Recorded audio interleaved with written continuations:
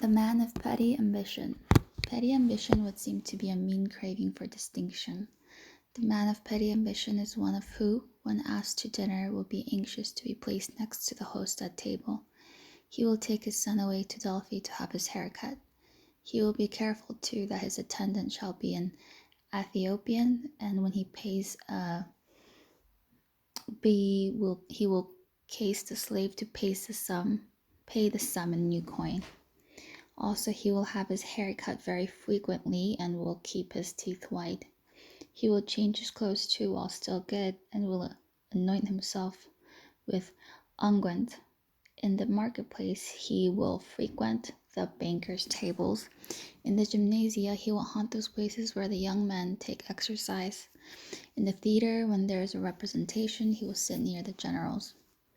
For himself, he will buy nothing, but will make purchases on commission for foreign friends. Pickled olives to go to Byzantium, Laconian hounds for Cyzicus, Himetian honey for Rhodes, and will talk thereof to people at Athens. Also, he is very much the person to keep a monkey, to get a satyr ape, Sicilian doves, and deer horn dice, Thurian vases of the approved rotundity, walking sticks with the true Laconian curve, and a curtain with the Persians embroidered on it.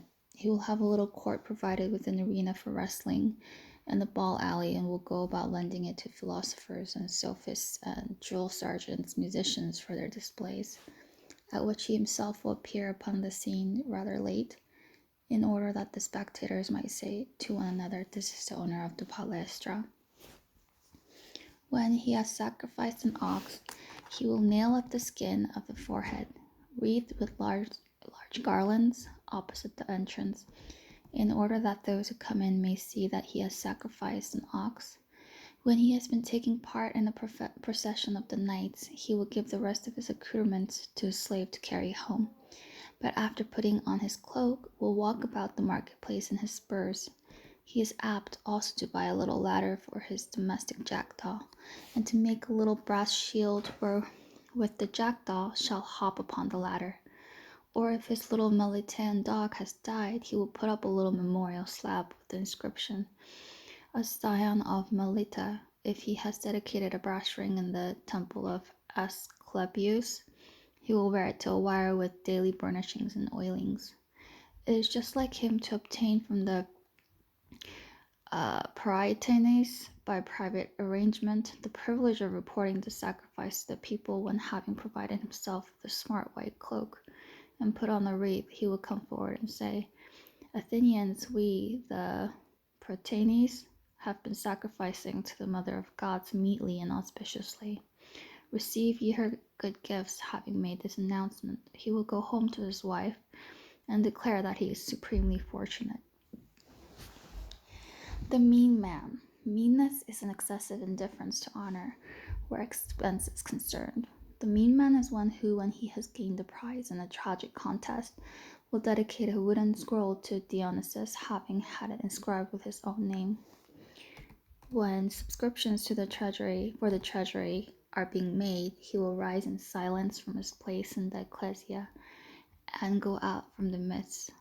When he is celebrating his daughter's marriage, he will sell the flesh of the animal sacrificed, except the parts due to the priest, and will hire the attendants at the marriage festival on condition that they attend their own board. When he is triarch, he will spread the steersman's rugs under him on the deck, and put his own away. He is apt also not to send his children to school when there is a festival of the Muses, but say that they are unwell in order that they may not contribute. Again, when he has bought provisions, he will himself carry the meat and the vegetables from the marketplace in the bosom of his cloak. When he has sent his cloak to be scoured, he will keep the house. If a friend is raising a subscription and has spoken to him about it, he will turn out of the street when he descries his approaching, and will go home by a roundabout way.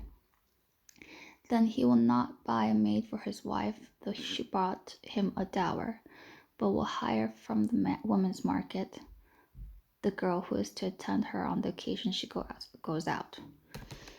He will wear his shoes patched with cobbler's work, and say that it is as strong as horn. He will sweep out his house when he gets up and polish the sofas, and in sitting down he will twist aside the coarse cloak which he wears himself.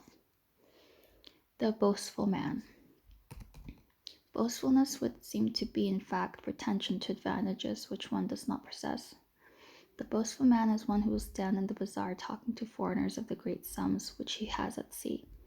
He will discourse of the vastness of his money-lending business and the extent of his personal gains and losses, and while thus drawing the long bow, will send of his boy to the bank where he keeps a drachma. He loves also to impose upon his companion by the road with the story of how he served with Alexander and on what terms he was with him, and what a number of gemmed cups he brought home, contending too that the Asiatic artists are superior to those of Europe, and all this when he has never been out of Attica. Then he will say that a letter has come from Antipater, this is the third, requiring his presence in Macedonia, and that, though he was offered the privilege of exporting timber free of duty, he has declined it, that no person whatever may be able to introduce him further, for being more friendly than is becoming with Macedonia. He will state too that in the famine his outlay came to more than 5 talents in presents to the distressed citizens. He never could say no, and actually, although the persons sitting near him are strangers, he will request one of them to set up the counters. When reckoning by some 600 drachmas or of a mina, and plausibly assigning names to each of these, he will make a total of as many as 10 talents. This, he will say, was what he contributed in the way of charities, adding that he does not count any of the triarchies or public services which he has performed. Also, he will go up to the sellers of the best horses and pretend that he desires to buy, or visiting the upholstery mart, he will ask to see draperies to the value of 2 talents, and quarrel with his slave for having come out without gold. When he is living in a hired house, he will say to anyone who does not know better that it is the family mansion, but that he means to sell it, as he finds it too small for his entertainments.